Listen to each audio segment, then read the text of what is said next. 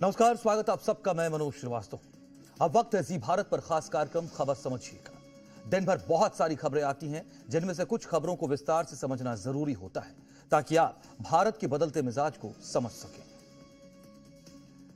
सूर्य नमस्कार को सेहत से जोड़ने की अपील अब सियासत और मजहब की जंग बन गई है। आरएसएस सर कार्यवाहक दत्तात्रेय होसबाले के बयान के बाद देश भर में मुस्लिम धर्मगुरुओं का विरोध तेज हो गया है। कहीं नमाज की चुनौती दी जा रही है तो कहीं आस्था पर हमला बताया जा रहा है। सवाल यह है कि योग और स्वास्थ्य की बात को मजहबी चश्मे से क्यों देखा जा रहा है? ग्राउंड पर क्या है इस विवाद की हकीकत? देखिए हमारी खास रिपोर्ट।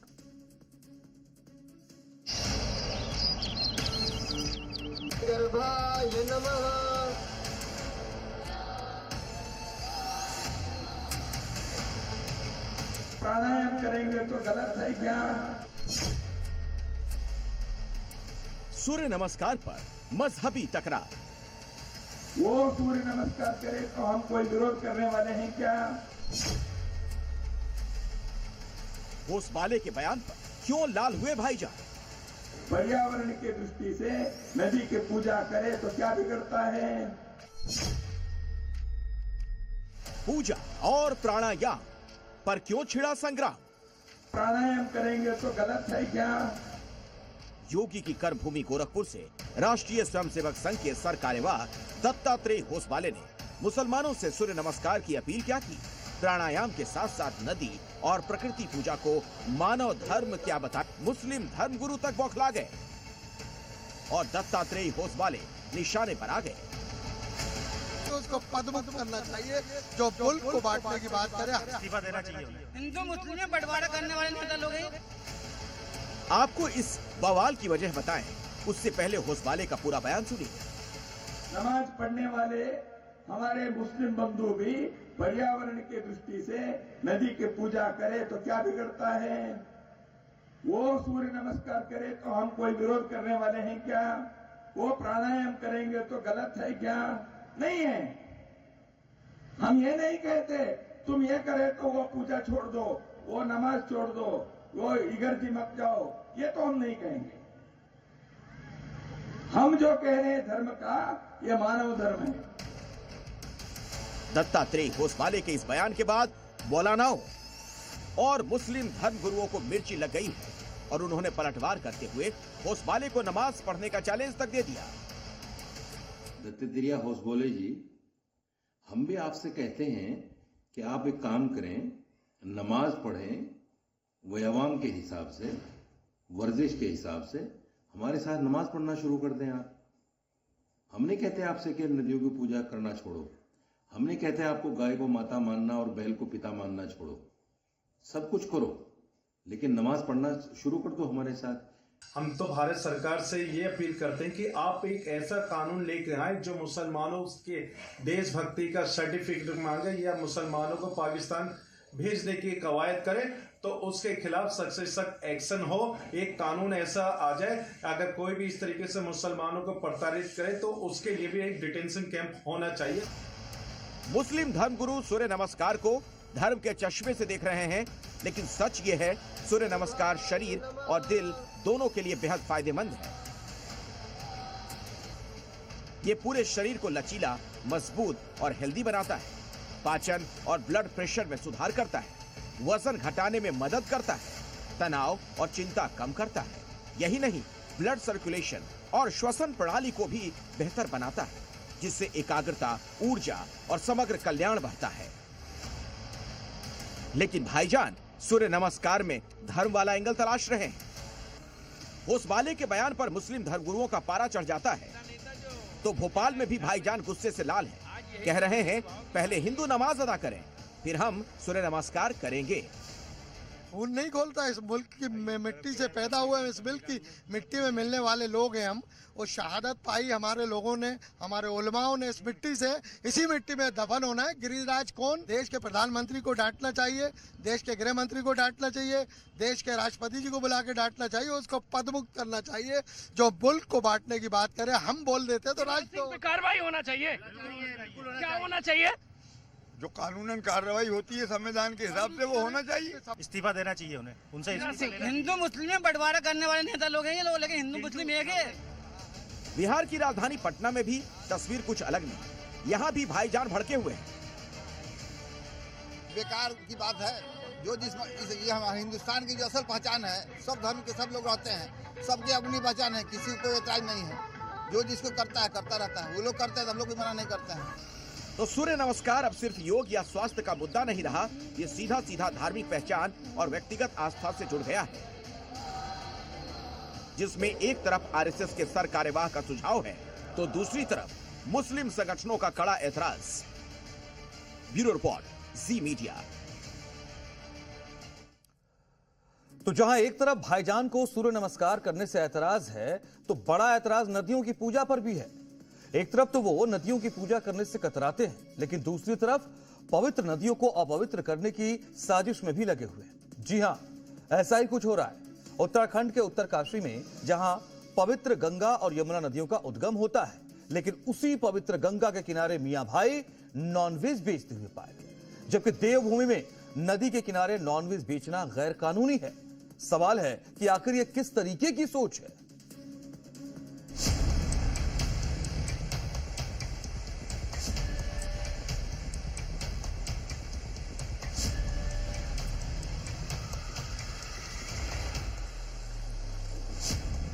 क्या देवभूमि में गंगा नदी को अपवित्र करने का खेल खेला जा रहा है?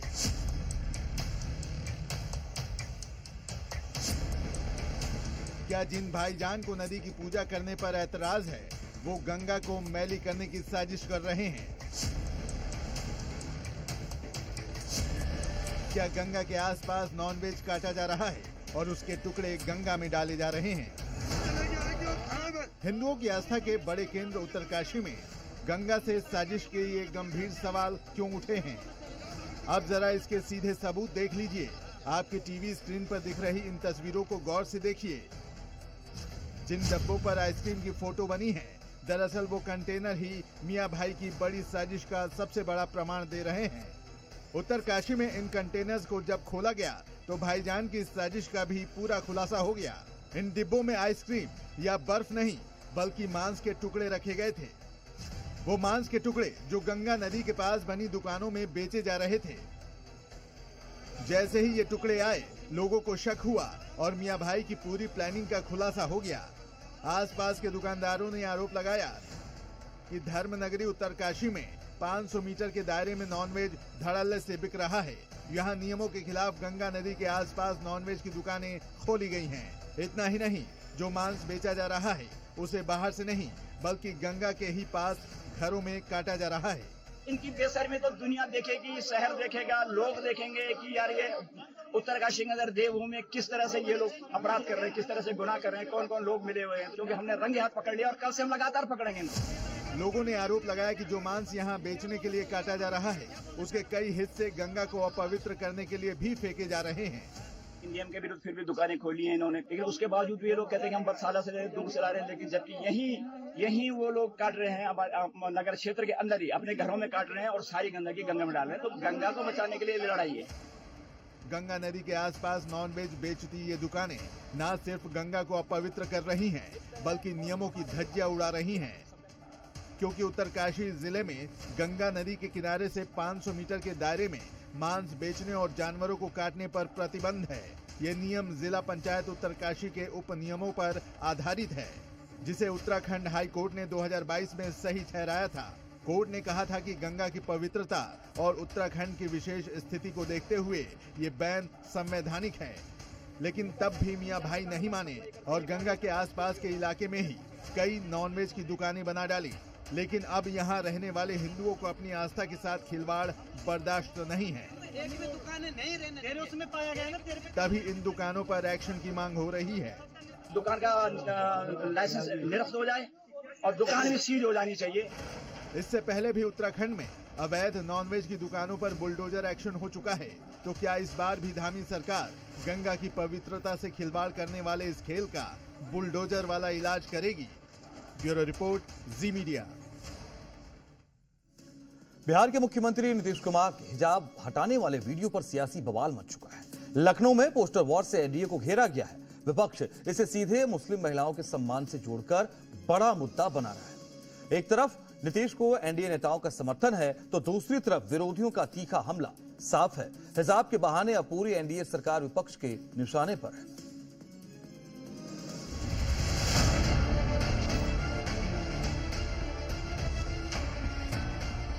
भारत है, भारत में कानून का राज चलेगा। नीतीश कुमार ने सही किया। कुछ भी बोल दीजिए, उनकी आदत है, उनकी दुकान चलनी चाहिए। बिहार के मुख्यमंत्री नीतीश कुमार के मुस्लिम महिला का हिजाब हटाने वाला वायरल वीडियो अब सियासी बवंडर बन गया है। लखनऊ में समाजवादी पार्टी दफ्तर के बाहर पोस्टर लगाकर बिहार की एनडीए सरकार पर सीधा हमला बोला गया है। पोस्टर के जरिए समाजवादी पार्टी ने आरोप लगाया है कि बिहार की एनडीए सरकार महिलाओं की गरिमा, अधिकार और सम्मान को नजरअंदाज कर रही है। पोस्टर में नियुक्ति पत्र न मिलने, छात्राओं से हिजाब हटवाने और नारी सम्मान जैसे मुद्दों को उठाते हुए सवाल दागे गए हैं। राजधानी लखनऊ में समाजवादी पार्टी के दफ्तर के ठीक बाहर एक पोस्टर लगाया गया है, जिसमें आप देख सकते हैं कि सपा नेता मोहम्मद इखलाक की तरफ से ये पोस्टर लगाया गया है, जिसमें नियुक्ति पत्र के वक्त जब नीतीश कुमार ने हिजाब हटाया था, जिसको लेकर विवाद हुआ था, उसको इस पोस्टर में दिखाया गया है। और सीधे तौर पर यह कहा जा सकता है कि लगातार हिजाब विवाद बढ़ता जा रहा है और नीतीश कुमार ने जिस तरह से नियुक्ति पत्र बांटते वक्त हिजाब हटाया था, उसको लेकर राजनीतिक बयानबाजी तो हो ही रही है, लेकिन अब पोस्टर के जरिए भी जो कटाक्ष है वो किया जा रहा है। विपक्ष इस मुद्दे को महिला सम्मान से जोड़ रहा है और इसे एनडीए के खिलाफ बड़ा हथियार बनाना चाह रहा है। लेकिन बीजेपी के फायर ब्रांड नेता गिरिराज सिंह और एनडीए के सहयोगी पार्टी हम के अध्यक्ष जीतन राम मांझी भी नीतीश को सपोर्ट कर रहे हैं। अगर कोई नियुक्ति पत्र लेने के लिए जा रहा हो या जा रही है, क्या उसका चेहरा नहीं दिखाएगी? ये कौन सा, ये कोई इस्लामिक देश है? नीतीश कुमार जी ने एक गार्जियन की हैसियत से, आप पासपोर्ट लेने जाती हो तो दिखाती हो कि नहीं? पाकिस्तान और इंग्लिस्तान की बात करते हैं। ये भारत है, भारत में कानून का राज चलेगा। नीतीश कुमार ने सही किया। बेटी समझ करके, बहू समझ करके कि भाई काम करने जा रहे हो तो हिजाब लगाने की क्या जरूरत है, इस तरह की बात किए होंगे। उनका कोई इंटेंशन खराब नहीं था। अगर इंटेंशन खराब होती बात तो हम भी उसको कर सकते थे कि गलत हुआ है। वो स्वाभाविक रूप में हो सकता है। बहुत लोगों को होता है कि जुल्फी रखे रहते हैं तो कहते हैं अरे ऐसा जुल्फी रखने से क्या फायदा है, क्या है, तो ये क्या हुआ। तो इसलिए इसको धर्म के चश्मों से नहीं देखना। नीतीश कुमार का गिरिराज सिंह और जीतन राम मांझी से पहले संजय निषाद भी समर्थन कर चुके हैं, लेकिन इन दोनों नेताओं को पप्पू यादव ने जवाब दिया। तो वहीं ओवैसी की पार्टी के इम्तियाज जलील भी नीतीश कुमार पर भड़के हुए हैं। दोनों आदमी को माफी मांगना चाहिए, गिरिराज को भी और संजय निषाद जी को। नेता संजय निषाद को बर्खास्त करना चाहिए और गिरिराज से तो आप कोई उम्मीद ही मत कीजिए। आप रोपिएगा बबूल, खाइएगा खजूर, गोबर पर कितना भी घी डालिए, क्या फर्क पड़ता है? कुछ भी बोल दीजिए, उनकी आदत है, उनकी दुकान चलनी चाहिए। जाहिर तौर पर विपक्ष को मुद्दा मिल गया है और नीतीश के बहाने टारगेट पर पूरा एनडीए। ये गलत करा है इन्होंने। ये हमारे बहुत अहम है, हमारे लिए ये हिजाब का, और ये बहुत वो करा है। उन्हें माफी मांगनी चाहिए, उन्हें माफी मांगनी चाहिए। बिहार के मुख्यमंत्री ने माफी मांगनी चाहिए। हिजाब हमारे लिए बहुत मायने रखता है। और जिस महिला की बदौलत बिहार में नीतीश सरकार को बम्पर जीत मिली, अब हिजाब हटाए जाने को महिला सम्मान से जोड़कर विपक्ष बड़ा गेम प्लान बना रहा है। लखनऊ से विशाल रघुवंशी के साथ ब्यूरो रिपोर्ट, सी मीडिया।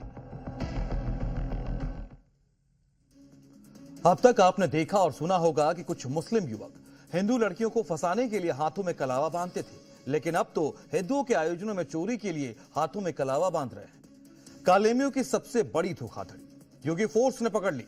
कालेमियों का गैंग चोरी करने से पहले हाथ पर कलावा बांधता था, फिर हिंदुओं के त्योहार कार्यक्रम में जाकर महंगे मोबाइल फोन पर हाथ साफ कर देता था। गिरफ्तार चोरों के नाम फिरोज, फरदीन, सलीम और दानिश हैं और उनके निशाने पर हजारों हिंदू आ चुके हैं। यह बेहद चौंकाने वाला मामला सामने आया है नोएडा से।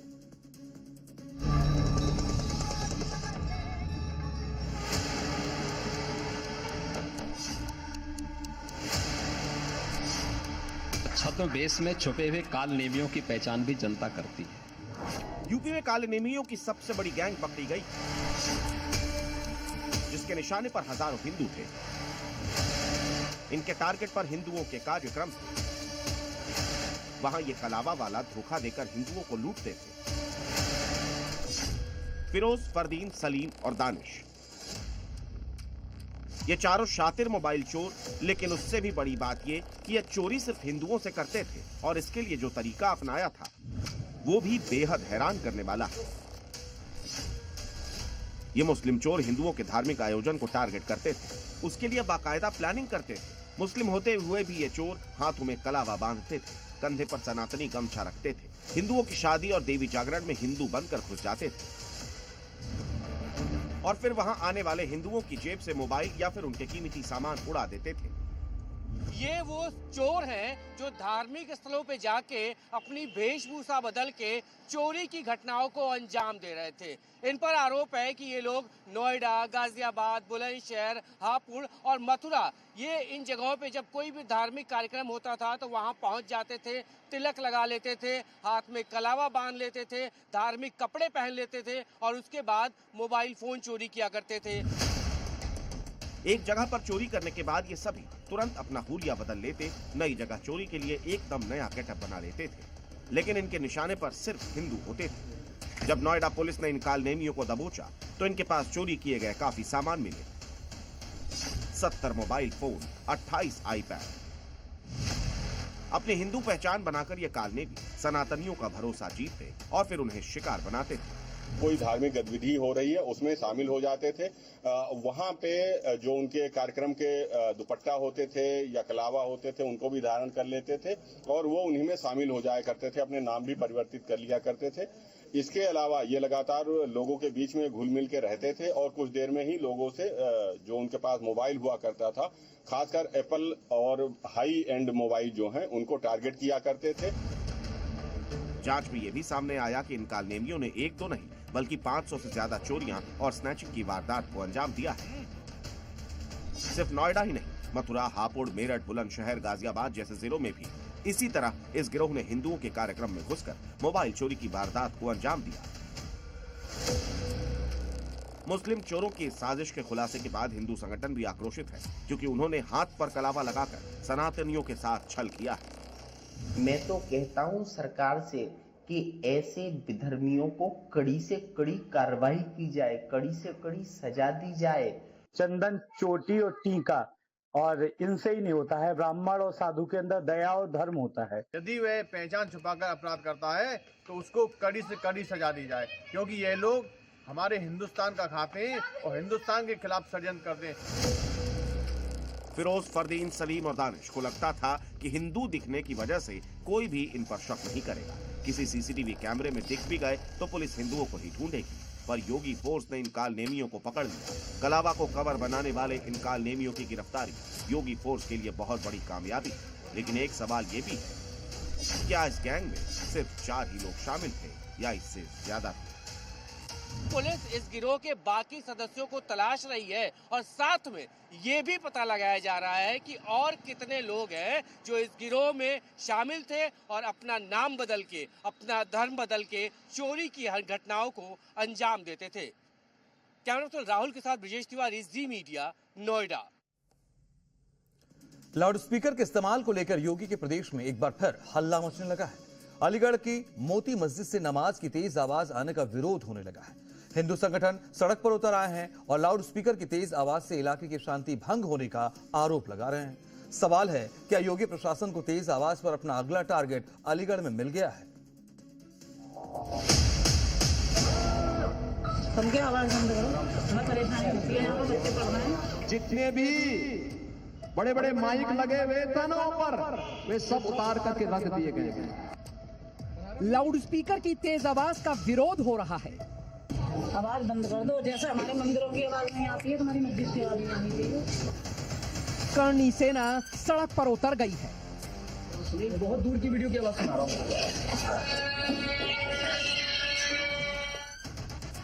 मस्जिद के इमाम को तेज आवाज के लिए खरी खरी सुनाई है।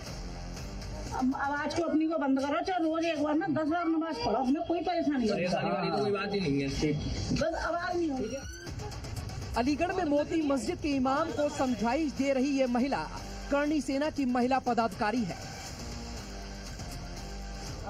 ये इमाम से कम आवाज में नमाज पढ़ने की अपील कर रही है, लाउडस्पीकर की आवाज को डाउन करने की बात कह रही है, क्योंकि मस्जिद से आने वाली आवाज के कारण बच्चों का ध्यान पढ़ाई से भटकता है। एग्जाम आने वाले बोर्ड के। यूपी में लाउडस्पीकर पर पहले से ही योगी के लाउड एंड क्लियर नियम बने हुए हैं। नियमों के मुताबिक रात 10 बजे के बाद तेज आवाज पर पाबंदी है। रिहायशी इलाकों में ध्वनि प्रदूषण पर खास सख्ती है। सुबह 6 बजे से रात 10 बजे तक लिमिट 55 डेसिबल की तय है और रात 10 बजे से सुबह 6 बजे तक लिमिट 45 डेसिबल की है। बीते दिनों भी सीएम योगी के निर्देशों के बाद जहां लाउडस्पीकर तय मानकों को तोड़ते मिले थे, उन्हें उतार लिया गया था। जितने भी बड़े बड़े माइक लगे हुए थानों पर, वे सब उतार करके रख दिए गए हैं। इसलिए अब सवाल उठ रहा है, क्या नियम तोड़ने पर अलीगढ़ की मोती मस्जिद से भी योगी प्रशासन लाउडस्पीकर उखाड़ देगा? आज तो कहने आए हैं, अगली बार कहने नहीं आएंगे, अगली बार कानूनी कार्रवाई करेंगे। तेज आवाज के विरोध में करणी सेना ने तो बच्चों की पढ़ाई का हवाला देते हुए मस्जिद के इमाम को आखिरी अल्टीमेटम दे दिया है। अगर इमाम अभी भी नहीं माने तो मस्जिद के लाउडस्पीकर पर योगी प्रशासन का शिकंजा जल्द ही कस सकता है। ब्यूरो रिपोर्ट, जी मीडिया।